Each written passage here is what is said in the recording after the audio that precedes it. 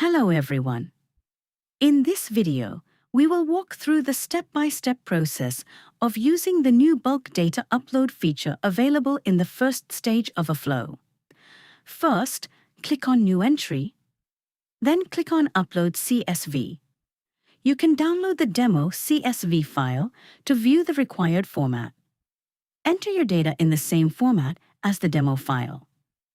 Next, use the Select CSV Source option to upload your completed CSV file. There are two ways to import the data. Populate into the table input form.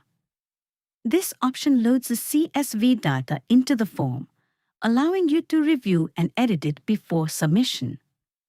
Commit record. This option directly processes and uploads the records into the system. Once you click Commit record, you will see the Ingesting High-Volume Data Progress screen. After the process is completed, all records will be successfully uploaded into the flow. This feature makes it easy to upload large amounts of data quickly and efficiently. Thank you.